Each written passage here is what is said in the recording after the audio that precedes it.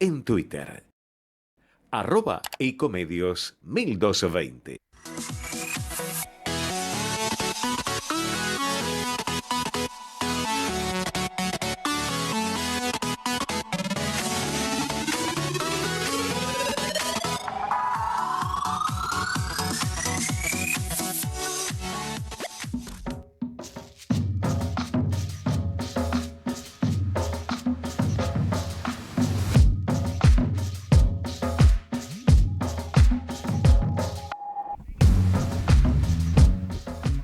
Muy buenas tardes, una nueva edición de Entre Ustedes y Nosotros, acá en nuestra nueva casa, nueva vieja casa, porque hemos vuelto en AM 1220.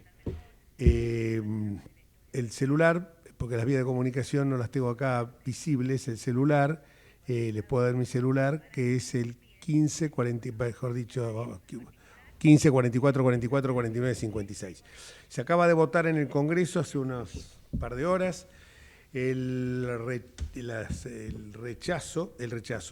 la aceptación del veto del presidente de la República, Javier Milei, veto que se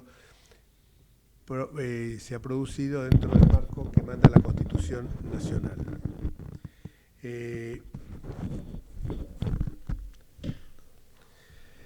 En el marco de lo que señala la Constitución Nacional, el presidente había vetado la norma sancionada por el Congreso porque evidentemente establecía parámetros que no se compadecían con la posibilidad de tener los recursos necesarios para poder sufragar los mismos.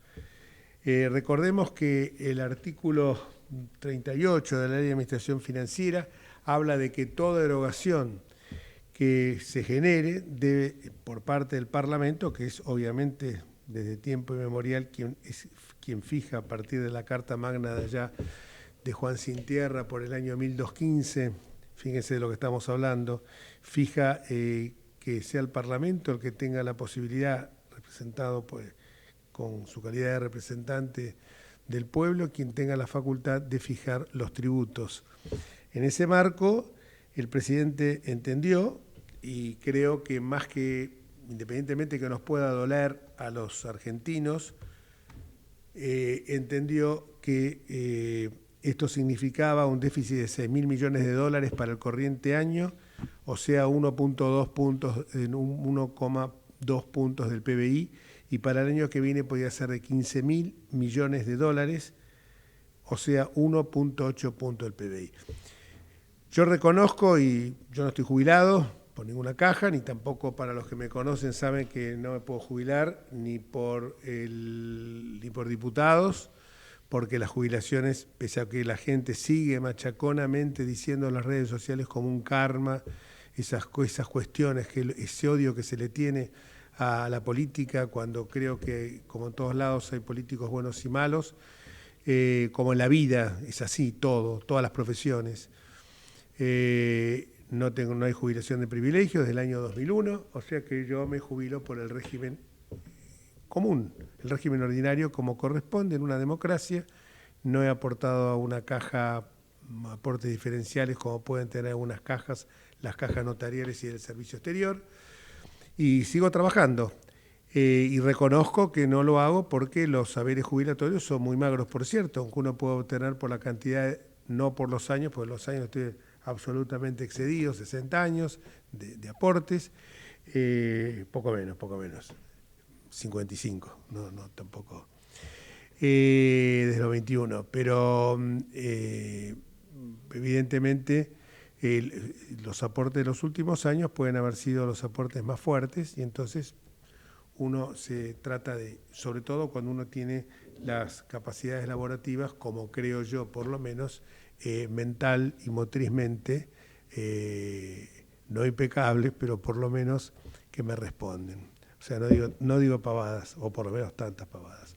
En ese sentido, me parece que es muy racional lo que ha hecho, porque el presidente, ustedes saben que yo cuando tengo que criticar al presidente lo critico, y yo no soy un perrito faldero.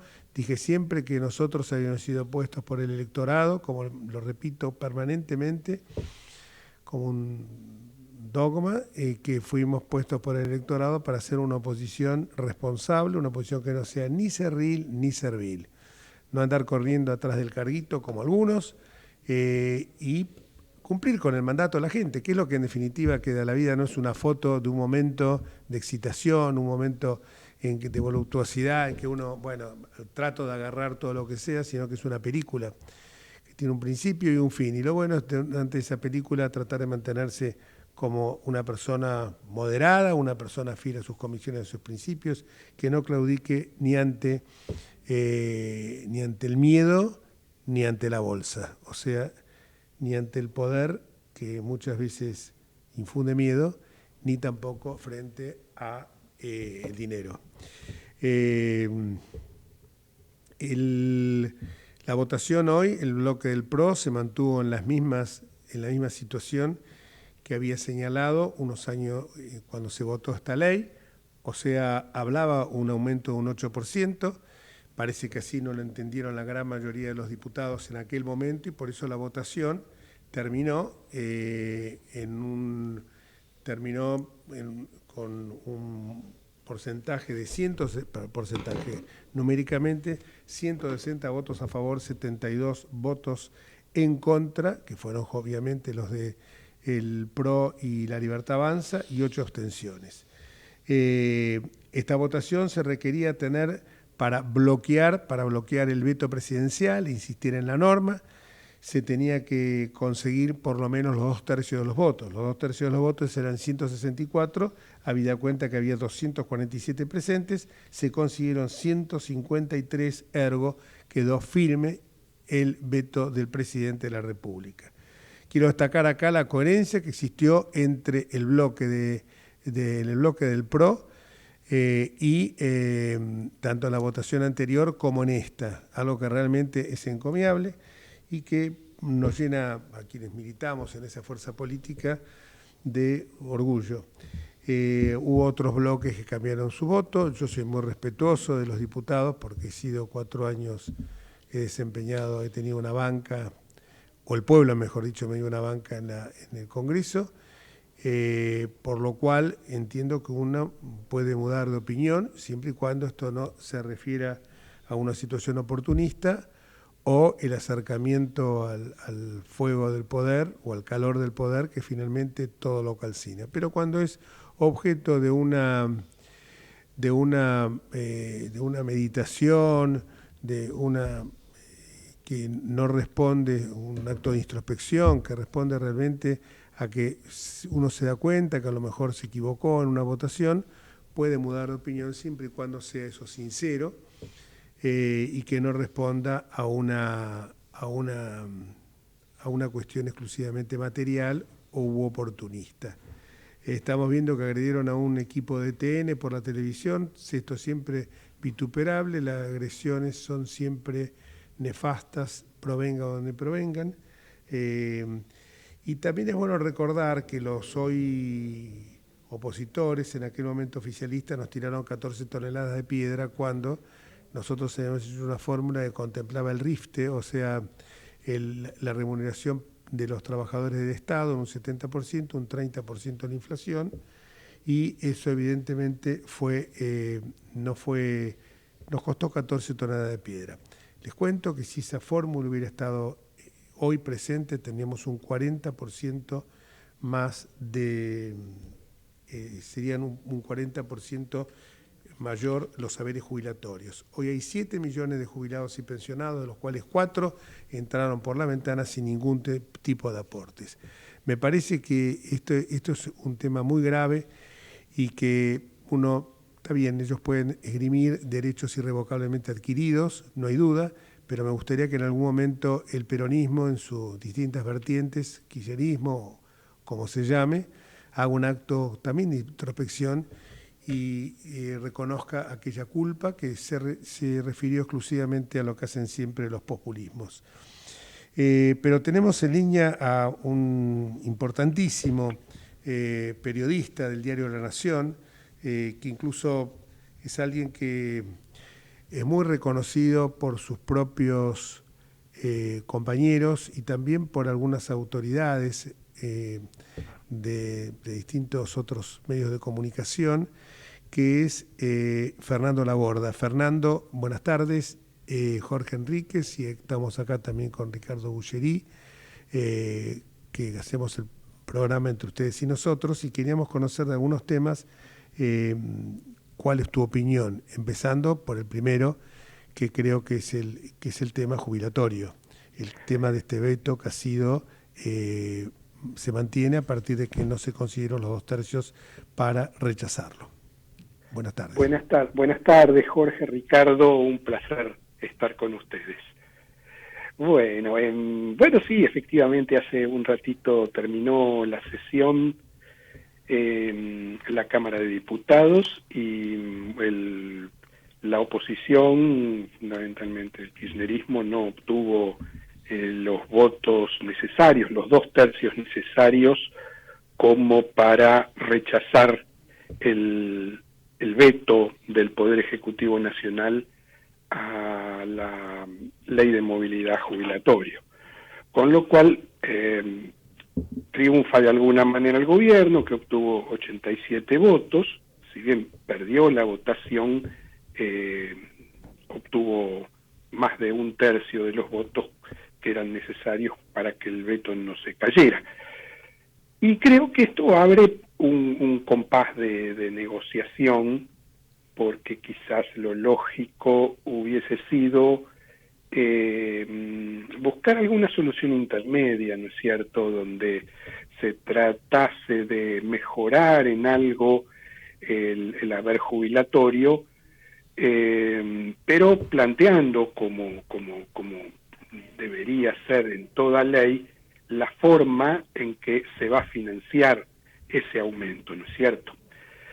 El problema acá, que viene de largos años de populismo, es que muchas veces se termina imponiendo el voluntarismo, ¿no es cierto? Todos reconocemos que los saberes jubilatorios deberían ser mucho mayores, todos sabemos que incluso buena parte de los saberes jubilatorios más altos, hablo del común de los ciudadanos, no de las jubilaciones de privilegio, están prácticamente por debajo de la línea de pobreza, y que sería conveniente mejorarlos. El problema es cómo, y bueno, nadie quiere asumir el costo político de avanzar en una reforma del sistema previsional que permita financiar de mejor manera el sistema, al margen de que la gran clave obviamente tiene que ver con el crecimiento económico. Hoy tenemos 1,3 trabajadores activos por cada pasivo o cada jubilado, cuando lo ideal sería que la proporción sea de 3-1. Estamos muy lejos de eso y bueno, eso va a depender claramente de una mejora de la actividad económica y de que terminemos con el alto porcentaje de trabajo irregular o trabajo en negro. Así que bueno, eso es un poquito mi visión de lo que está pasando, pero creo que se abre una etapa de negociación tratando de ver, bueno, cómo dentro de lo posible y con la plata que pueda haber o ahorrarse, se podrá mejorar las jubilaciones en cierta medida. Muy atinado todo tu comentario. En el editorial estaba yo señalando justamente el artículo 38 de la Ley de Administración Financiera, que es la que establece que toda derogación que parta por el Congreso, por el órgano ejecutivo, tiene que ir acompañada de la fuente de recursos para poder sufragar la misma. Dijiste muy bien, 1.3 por cada uno, que es un disparate, en ninguna parte del mundo es así. Y esto me hace referir de que tenemos que buscar una reforma total del sistema jubilatorio. Hoy no es posible que la gente esté jubilando a los 65 y 60 años cuando el promedio de vida, primero que los hombres fuimos siempre, pero parece que ahora esto fue decretado, que los hombres somos siempre iguales a las mujeres. Vos y yo, que nos criamos en otra época, nos enseñaron que sí, que eran iguales, no hace falta que nos vinieran con leyes Micaela o cosas por el estilo a decirnos que había igualdad entre el hombre y la mujer. Hoy tendría que ser la misma edad y por supuesto tendría que llegar a los 70 años o 72, ¿no? Porque el promedio de vida se alargó. Y entonces me parece que sería muy racional esto, sobre todo cuando se trata de un sistema como el nuestro que tiene una cantidad de jubilados que jamás aportaron en su vida, que son fruto de esa fuente inagotable de meter la mano en el bolsillo sin tener respaldo, que es el populismo. Pero recién acaba de decir el presidente de la República, 87 héroes le pusieron freno a los degenerados fiscales. A esto va otra cosa. Que el presidente parecería que se empeñara en seguir, en lugar de buscar no eliminar las diferencias que puede haber con la oposición, sobre todo con la oposición constructiva. Con el kirchnerismo la va a tener siempre, pero hay un espacio ahí, Piqué, Tomasotti, etcétera, que en lugar de eliminar diferencias con ellos, en lugar de armonizar contradicciones con ellos, persisten en eliminar diferencias. Y esto, no sé si vos creo que lo compartís, pero bueno, quiero escuchar tu opinión sobre esto. Sí, Jorge.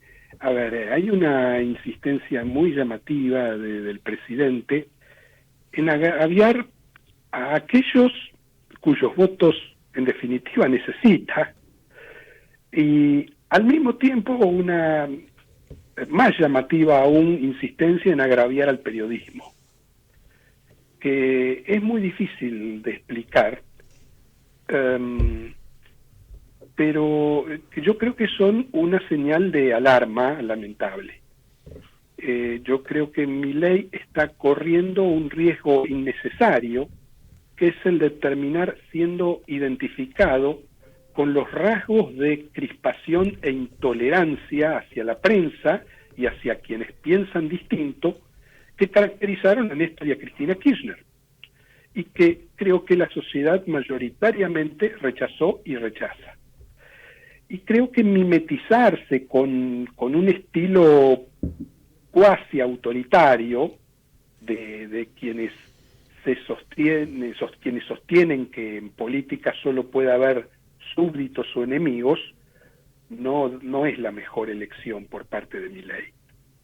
Creo que en esto debería encontrar a alguien dentro de su propio gobierno, entre sus asesores, que lo persuadan de que esto no lleva a nada, no conduce a nada, más que a minarse él mismo apoyo social y enervar los ánimos, las pasiones dentro de la dirigencia política.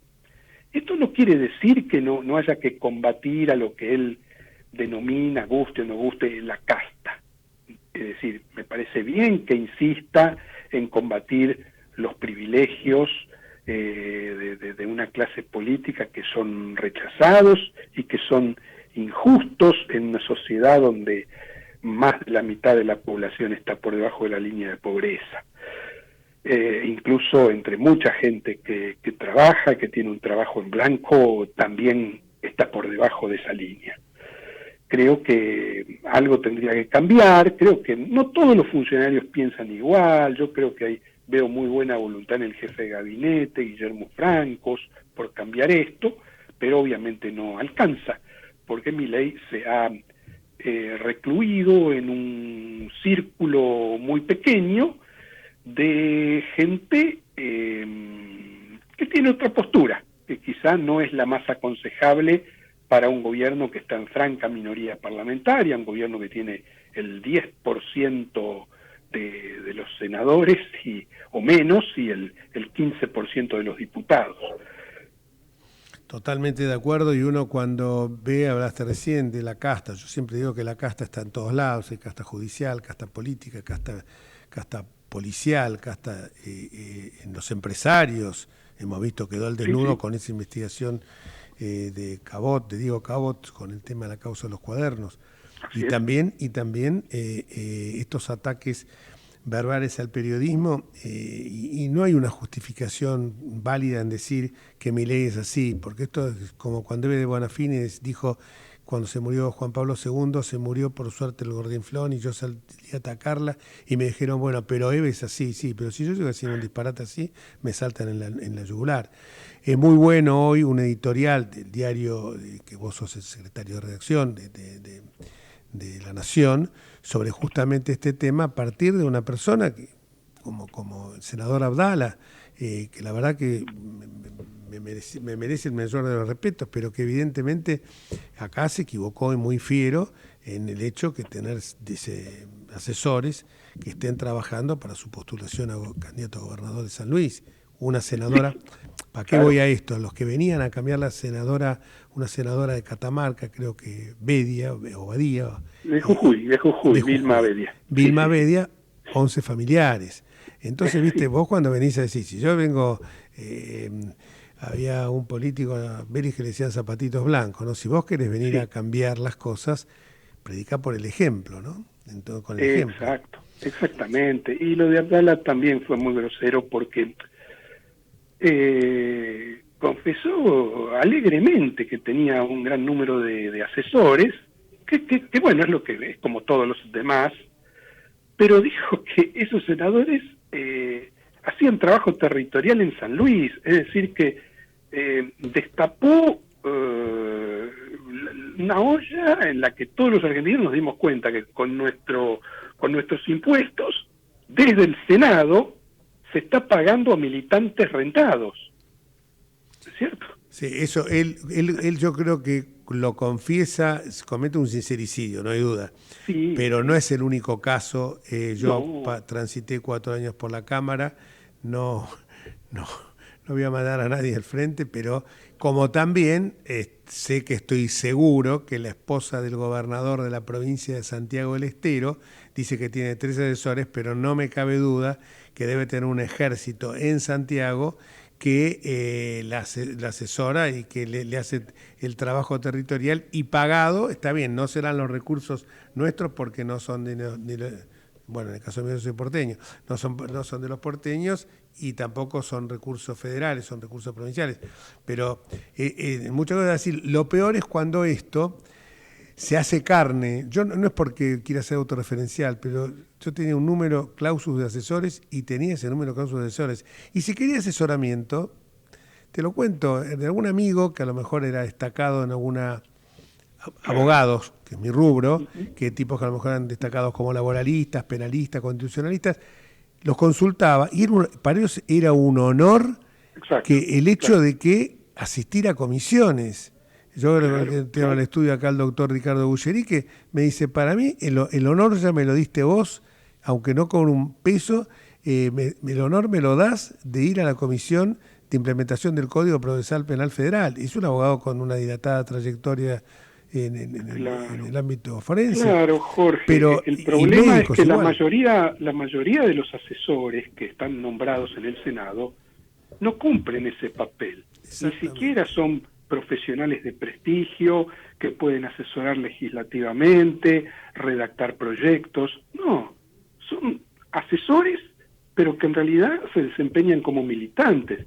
Y lo peor, como dijo el senador Bartolomé Abdala, alegremente, es que se da el lujo de que ni siquiera lo asistan legislativamente, sino que hacen trabajo de base como militantes en su provincia, ¿no? Como que, a ver, la militancia política, vos que has sido político muchísimo tiempo, Jorge, lo sabes bien, la militancia es algo voluntario, ¿no es cierto? Que se hace por vocación, hasta que en algún momento se llegará a algún cargo público. Pero no, de esta manera, en vez de empleados del Senado, estamos financiando a los ciudadanos a la militancia. Y eso debería correr por otro lado. Tremendo. Yo hasta los 50, yo tengo 76, hasta los 50 años, Fernando, hice, hasta tenía un comité, una propiedad mía, al servicio de un comité radical. Hasta los 50 años jamás hice política rentada. Siempre fui asesor. Pero asesor ad honorem o directamente no tiene ningún cargo. Podía tener un cargo partidario, pero ad honorem todo. Y le poníamos garra. Y te digo una cosa, que terminábamos de trabajar y nos íbamos a veces en mi familia, imagínate que no... Mis hijos me decían increíblemente, sobre todo porque los chicos apenas tuvieron un poco de uso de razón, ya tenían 10, 12 años, iban a repartir cartas y lo hacían con gusto, pues yo les explicaba que esto era servicio. Hoy dices esto y te dicen qué tarado. Bueno, para cerrar esta nota, quiero que la voy a cerrar yo con un comentario que me ha surgido, pero primero quiero que vos digas, me comentes algo acerca de cómo ves, algo no, lo que con tanta sapiencia vas a expresar, cómo ves hoy a la oposición excluye el kirchnerismo, son, como diría Borges, incorregibles, el resto de la oposición. El resto de la oposición, o sea, te referís a la oposición un poquito más dialoguista, ¿no? Exacto. Y mira, yo los veo en crisis, yo la veo en crisis. Claro. Eso no necesariamente crisis es una mala palabra, sino que es una oportunidad de replantearse muchas cosas y de cambiar. Es bastante lógico que la llegada al poder de una figura outsider, prácticamente sin partido político, como Javier Milei, iba a generar prácticamente una revolución dentro del sistema de partidos. Y yo creo que va a depender mucho de cómo evolucione la economía del país en los próximos meses, o de aquí a principios del año que viene, para definir este rompecabezas en el que está hoy la oposición, porque la presencia de Milei, de alguna manera como la de Carlos Menem en los años 90, genera divisiones dentro de los restantes partidos. Entonces, es probable que dentro de lo que es el PRO, liderado por Mauricio Macri, haya sectores más afines a dialogar y negociar con el gobierno, y otros que quieran estar claramente en la vereda de enfrente. Y dentro del radicalismo es probable que ocurra también algo parecido. Así que el escenario es bastante abierto, y bueno, creo que a partir de cómo evolucione la situación económica se van a empezar a definir muchas cosas. Muchísimas gracias. El cierre que te dije que lo iba a hacer se vincula con esto. Cuando te escuchaba hablar, me recuerda cuando el mismo tono y muchos conceptos que son muy similares a los que expresa un amigo común, Claudio Escribano.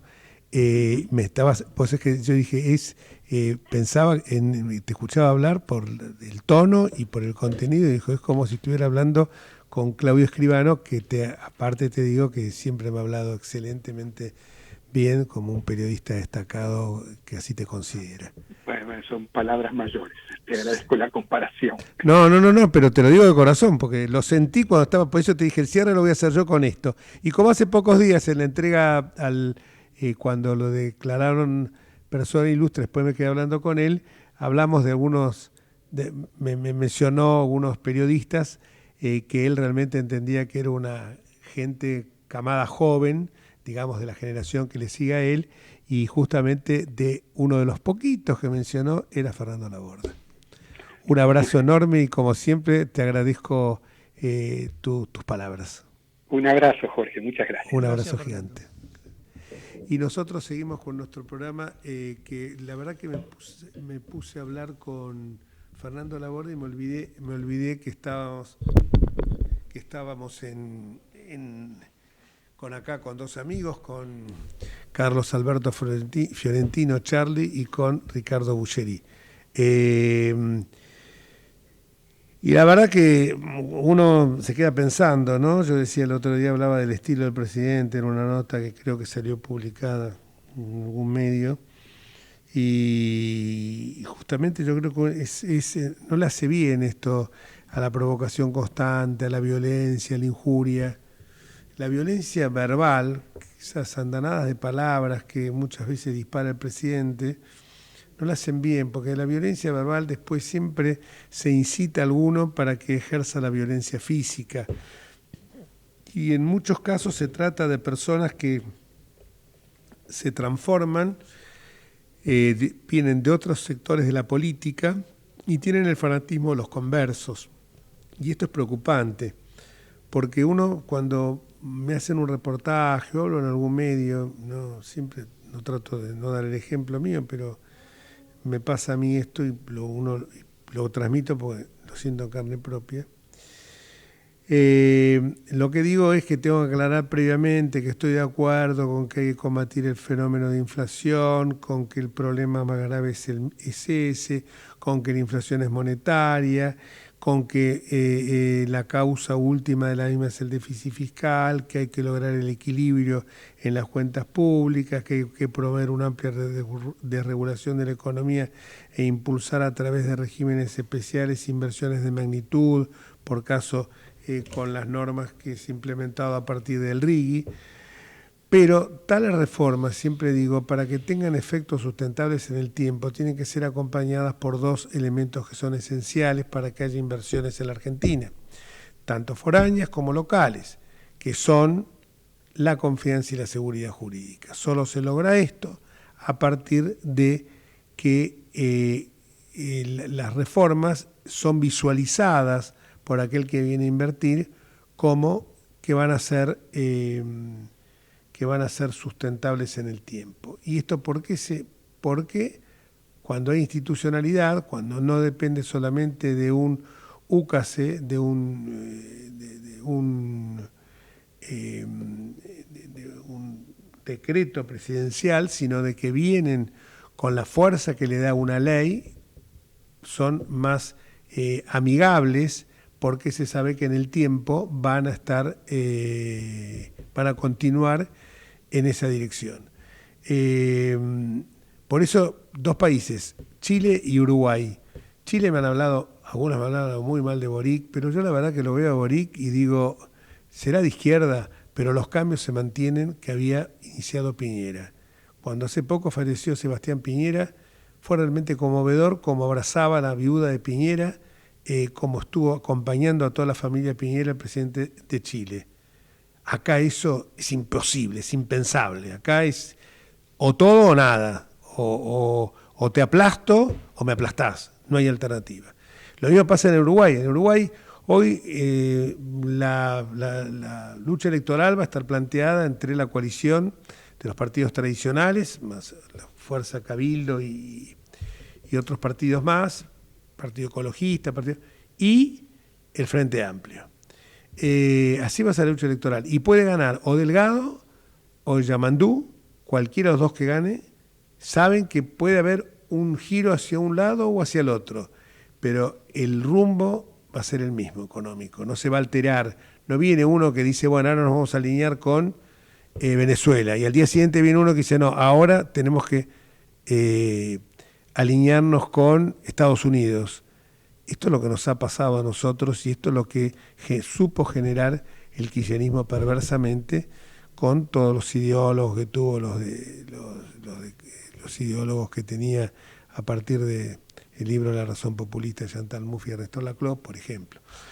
Pero vamos a tratar otro tema después de esta pausa, porque Ricardo Bulleri, que no habló hasta ahora una sola palabra, va a hablar y mucho.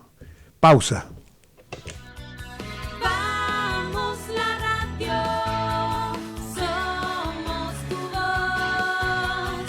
Vamos con Eco, siempre la verdad y la mejor información. El mejor gimnasio te espera. Elegí las clases que quieras. En Unfit vamos a cuidarte. En Unfit venimos a encontrarte. ¿Cómo prevenir dengue, zika y chikungunya? Sin criaderos no hay dengue. Limpia tu patio de objetos que acumulen agua. Elimina agua estancada de recipientes. Reemplaza con tierra o arena el agua de tus flores. Tapa los tanques de agua y cisternas. Tira y perfora llantas para que no acumulen agua. Limpia floreros y bebederos. Recordá, sin criaderos no hay dengue. Intendencia Menéndez. Informate en ecomedios.com. Seguinos en Facebook, Ecomedios Live.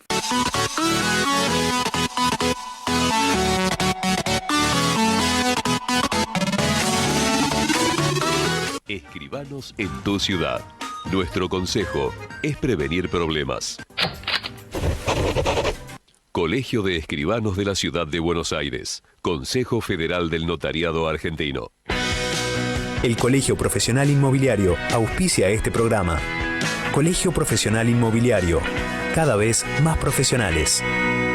¿Conocéis los planes de salud de Andar, la obra social de los viajantes vendedores? Planes para empleados en relación de dependencia, monotributistas y particulares. Solicita un asesor comercial al 0810-345-0184.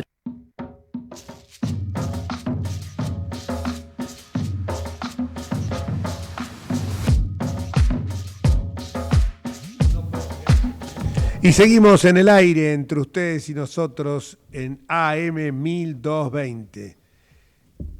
Mi Twitter, X ahora es @EnriqueJorge. En Instagram estamos en Enrique Jorge Ricardo. Dígalo al aire, Fiorentino.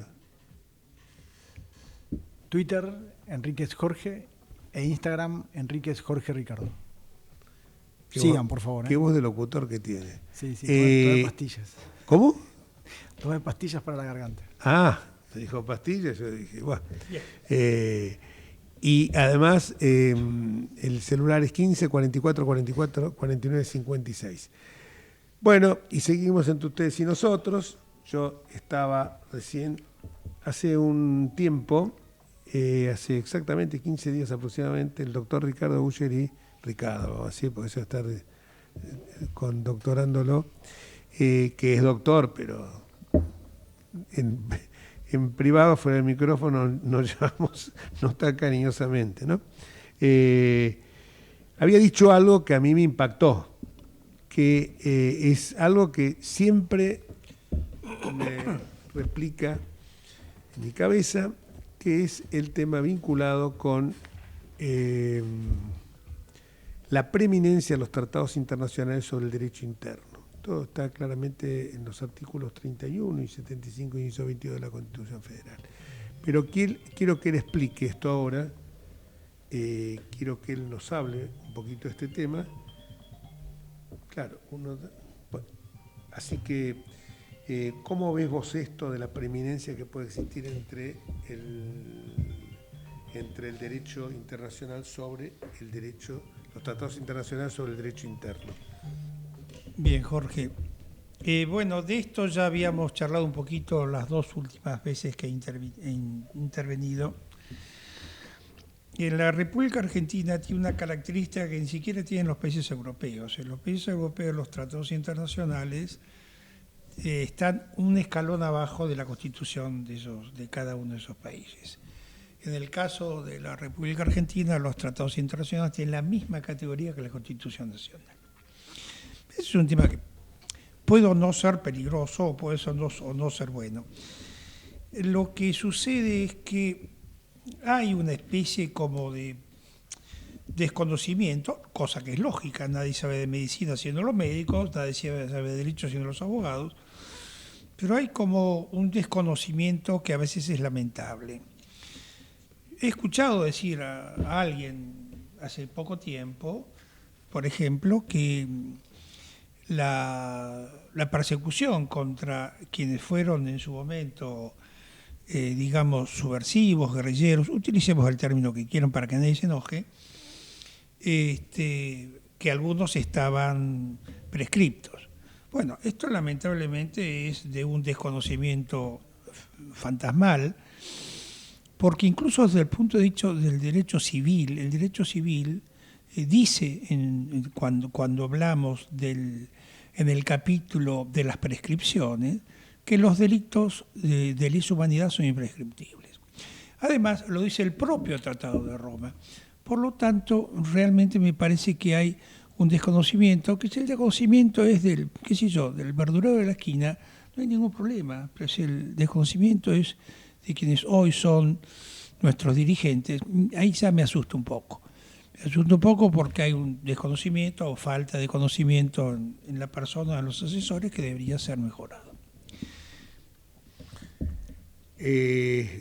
Completando lo que estás diciendo, pero no completándolo porque falten elementos, pero sí para leer lo que dice el artículo 7.1 del Estatuto de la Corte Penal Internacional. Se entenderá por crimen de lesa humanidad cualquiera de los actos siguientes cuando se cometa como parte de un ataque generalizado, sistemático, contra una población civil. Inciso, no voy a repetir todos los incisos. Inciso A, por ejemplo, asesinato. Inciso K, otros aspectos inhumanos de carácter similar que causen intencionalmente grandes sufrimientos o atenten gravemente contra la integridad física o la salud mental o física. No distingue entre Estado, habla simplemente crimen de lesa humanidad, cualquiera de estos actos siguientes. No distingue entre Estado ni una organización de otro tipo. Perdón, Jorge. Pero el artículo, perdóname que el artículo 7.2 dice, por ataque contra una población civil se entenderá una línea de conducta que implique la comisión múltiple de actos mencionados. Caso Montoneros, Erfar, que se enojen, yo lo llamo así, contra una población civil, de conformidad con la política de un Estado o de una organización de cometer ese ataque o para promover esa política. Correcto. Como puede apreciarse, los actos terroristas se encuadran dentro de la tipificación prevista por el Estatuto de la Corte para la Corte Penal Internacional. No distinguimos entre terrorismo de Estado o terrorismo a secas. No distinguimos. Podemos ponernos o no de acuerdo en que si proveniendo del Estado es terrorismo, ejercicio abusivo de la fuerza, pero bueno, seguramente a lo mejor no nos ponemos de acuerdo con eso, pero que en el caso ese también es terrorismo, el terrorismo a secas. Sí. El terrorismo no es otra cosa. A ver, el terrorismo ha cambiado mucho con el tiempo, con los años. El terrorismo antes era simplemente el camino a tomar el poder a través del terror. El terrorismo es absolutamente distinto. Está el terrorismo solitario, el lobo solitario, no con el fin de tomar el poder, sino de crear... Para dar un ejemplo, podría ser el terrorismo jacobiano, exacto, la Revolución Francesa. Exacto. Hecho una política de terror, Robespierre, Sí, con la sí, señor, guillotina para tomar el poder. Y el Tratado de Roma, que es el que estás hablando vos, el Tratado de Roma, cuando habla de delitos de lesa humanidad, ¿no es cierto?, dice el ataque sistemático a la población civil, que además le agrega después inocente porque pues se entiende por inocente desarmado. ¿Y esto por qué lo hacen? Vos, que habías citado, a las tres fuerzas que más castigaron el país con la guerrilla, ERP, Montoneros y FARC. Justamente cuando el Tratado de Roma los trata, tenía muy vivo lo último que pasó en Europa, que fue Atocha. Entonces, esto claramente quedó que cuando hablan de grupos que puedan moverse dentro de la población, hablan de los grupos subversivos. Es decir, no hay una distinción que hacer entre las Fuerzas Armadas y las fuerzas, llamémosles, irregulares. Por eso que la propia Causa 13, cuando habla de este tema, habla de una guerra interna que fue entre el Estado, que sale a defender a las Fuerzas Armadas, porque por mandato del presidente de la Nación, que es el comandante en jefe de las Fuerzas Armadas, al cual se le ordena extinguir la subversión por todos los medios. Esto lo tengo que tener bien claro. Sí, hay un tema que entiendo cuando el Estado asume, o el Ejército, las Fuerzas Armadas asumen la defensa, pero obviamente dentro de un marco legal. Cuando se producen excesos, no nos podemos amparar en decir que los excesos son producto de esa guerra, porque la desaparición de personas, apropiación de chicos, no. Eso nadie está de acuerdo. Justamente son los excesos, por los cuales fueron juzgados y por los cuales fueron condenados. Pero realmente creo que nos debemos, creo que ya lo dijimos en algún momento, nos debemos una reflexión muy profunda sobre estos temas. Ver personas de 90, 100 años encarcelados por estos temas, yo creo que no hay justificación ninguna. Eso es venganza, no es justicia. Sin duda. Eso es venganza, no es justicia, y no lo digo yo, sino que lo dice, y para mí una mujer excelente, como Graciela Fernández Mejide, y hubo otros casos, Graciela Fernández Mejide siempre dijo, la justicia que no tuvo mi hijo, yo quiero que la tengan aquellos que cometieron actos excesivos en la represión, porque entiendo que si le corresponde la domiciliaria a los 70 años, hay que dársela y no estar esperando que se mueran entubados sin el cariño de su familia. O sea, esto es... El otro día salió libre un violador que que tenía perpetua, a los 11 años sale libre, ¿qué es lo que primero hace? Va y mata a la mujer. Entonces, bueno, ese sí, porque sabemos que evidentemente una persona que... pero esto tiene 70 años, en muchos casos es imposible que puedan... déjenlo, ya está. Aparte que los han condenado, muchos que los han condenado entre comillas a vivir en condiciones oprobiantes y en muchos casos sin estar todavía elevadas sus causas a juicio. Bueno, Jorge, esto es lo que se conoce con el nombre de canibalismo, ¿no? Es decir, terminar con el canibalismo comiéndose al adversario. Y esto es lamentablemente lo que pasa en Argentina. Sería bueno recorrer también un poco, yo acá tengo una ayuda de memoria que en su momento, irnos un poco, ya pasado el tema de los juicios a las juntas y también a los cabecillas de las organizaciones que habían operado por la vía armada en el país, incluso esto había empezado mucho antes de que llegara el gobierno militar con María Estela Martínez de Perón, el famoso decreto de aniquilamiento.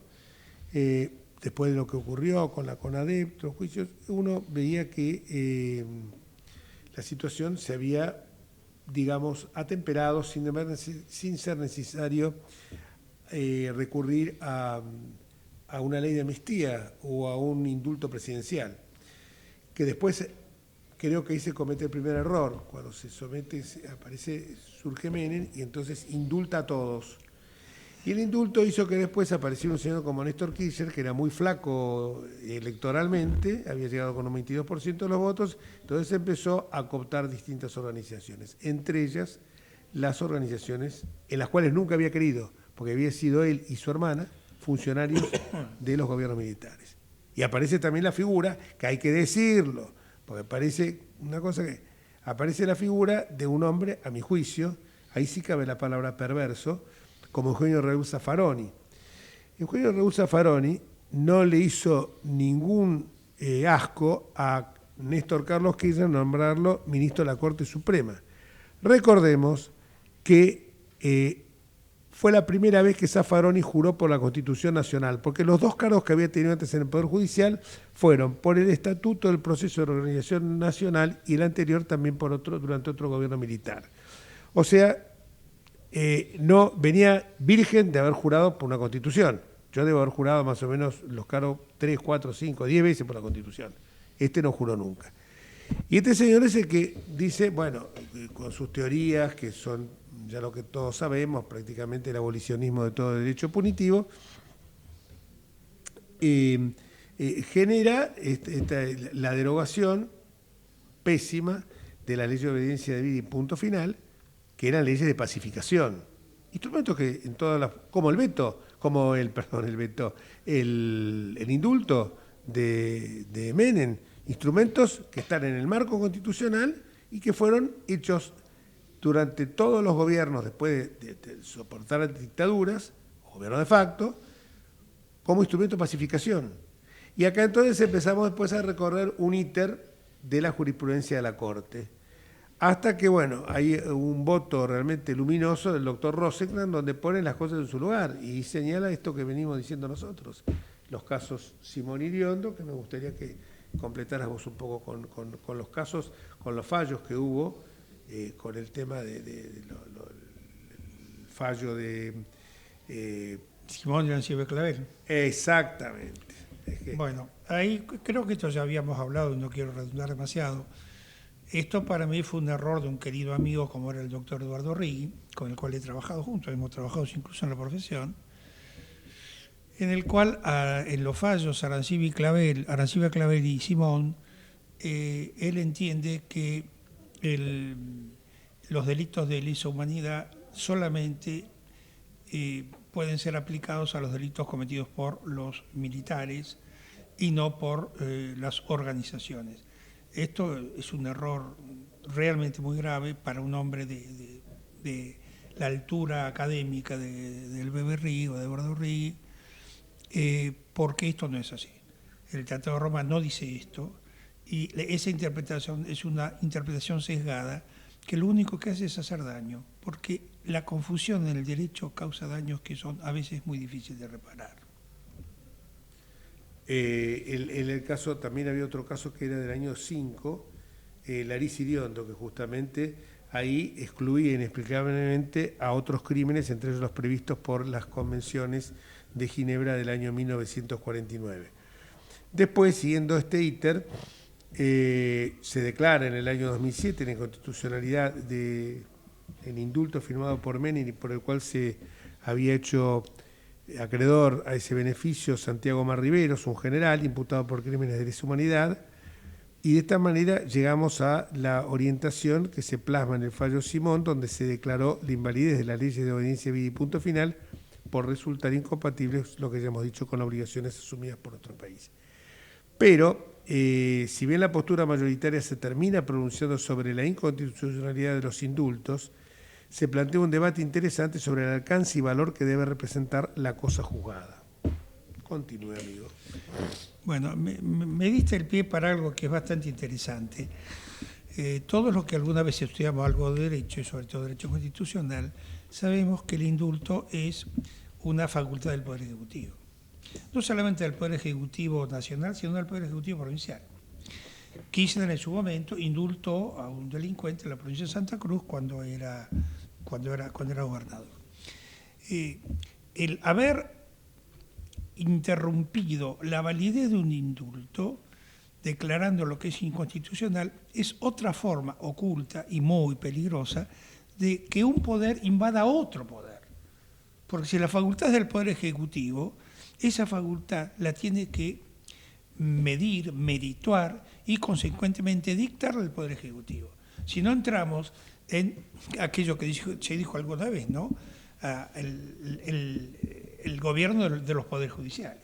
Si todo es judicializable, incluso las actividades del Poder Ejecutivo, estamos en un problema, sobre todo cuando sabemos de la flaqueza que sufren en el mundo entero las democracias. Muy atinado, y volviendo a este tema, esto se vincula también sobre el alcance que tiene la cosa juzgada y el non bis in idem. Porque en ese mismo, en el caso Riveros, a criterio del voto minoritario, especialmente el de la doctora Carmen Argibay, que también había sido una persona que incluso formó parte de... Fue perseguida. Fue perseguida durante el gobierno militar.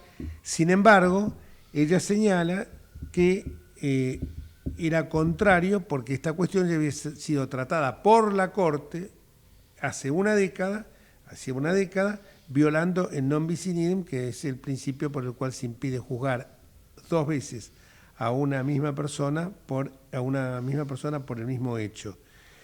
Y bueno, después se produce el caso Simón, que abre la puerta a la reapertura de los juicios de lesa humanidad y declara la inconstitucionalidad de las leyes de obediencia de punto final, y después vienen los fallos batalla. Y acá tengo en mi mano un libro de alguien que vino en su momento a este programa, que es el doctor Federico Morgensen, que el libro lo recomiendo, se llama Contra la corriente. Es un ensayo sobre Jaime Malamud Gotti, el juicio de las juntas y los procesos de lesa humanidad. Y es muy interesante destacar que el joven jurista Morgensen establece una cosa que es bueno señalarla, que es que dice en uno de sus párrafos que a diferencia de otros países de la región, con situaciones similares como Brasil, Uruguay, Chile y Paraguay, el gobierno argentino no acordó impunidad con la dictadura militar saliente. No hubo transición negociadora como en España con la ley de amnistía, Uruguay con la ley de caducidad de la pretensión punitiva del Estado, Brasil y la autoamnistía como ocurrió precisamente en Brasil, y el caso de Chile con la ley de amnistía. Pero lo raro que resulta, lo raro de todo esto es una justicia retroactiva para crímenes cometidos por funcionarios nacionales. Que eso es realmente y después en los fallos sucesivos establece muy claramente el doctor Carlos Rosenkrantz, establece claramente en el fallo Batalla justamente que era necesario terminar con esta situación y que no se iba a solucionar esto que el Congreso decretara una nulidad de una ley, porque las nulidades las puede decretar solamente, o me equivoco yo, el Poder Judicial. ¿Quieres agregar algo? No, justamente no, te decía eso. Es decir, acá hay nuevamente una invasión de un poder sobre otro. Entonces, ¿qué termina significando? El descreimiento de la propia ciudadanía de las instituciones. Es lo peor que nos puede pasar. Y una sola cosa que también es importante. La Argentina sufre un problema muy grave con el tema de la violencia. Recordémonos que nos hemos movido durante muchos años con al enemigo ni justicia. Y eso no lo escuchamos en nadie, ni a los brasileños, ni a los paraguayos, ni a los chilenos, ni a los bolivianos. Es decir, esto nos muestra también una forma de hacer política. Que el enemigo ni justicia, bueno, esto nos lleva a, doctor, justamente, querido amigo, al tema de, que lo acabas de nombrar, de Riveros, el general Riveros que murió a los 103 años preso. Es decir, eso no es justicia. Eso es venganza. Eso es te lo vuelvo a venganza. decir. Me parece que aplaudir esto es un disparate. Y termino diciendo simplemente esto. Después vino una segunda ola de juicios de lesa humanidad que en el 2017 desembocó en los fallos Muña o Viñones, en el que por mayoría la Corte declaró aplicable a un condenado por delitos de lesa humanidad la ley 24390, el conocido 2x1, que reducía el cómputo de la prisión porque consideró que se trata del principio de la ley más benigna. Y después, posteriormente, se sancionó una ley, a mi juicio nefasta, con unanimidad, con la excepción única de un diputado muy extravagante, Alfredo Olmedo, yo lo hubiera acompañado a Olmedo si hubiera sido diputado, que impidió la aplicación, esa ley, del 2x1 a esa clase de condenados. Esa norma después va al caso Batalla, a través del cual la Corte revirtió la doctrina de Muña, y Batalla contó con la disidencia solitaria del doctor Carlos Rosencrantz, porque Carlos Rosencrantz sostenía que el Congreso había sucumbido ante la presión de un grupo minoritario absolutamente que fue a plantarse frente a los tribunales y entonces de apuro sacaron la ley esta que restablecía el 2x1.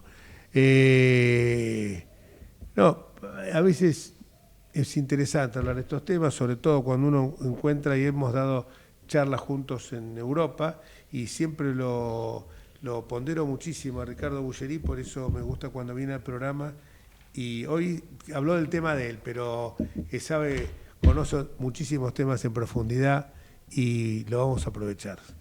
Bueno, y nos vamos, si Dios quiere, hasta el próximo miércoles. Chau.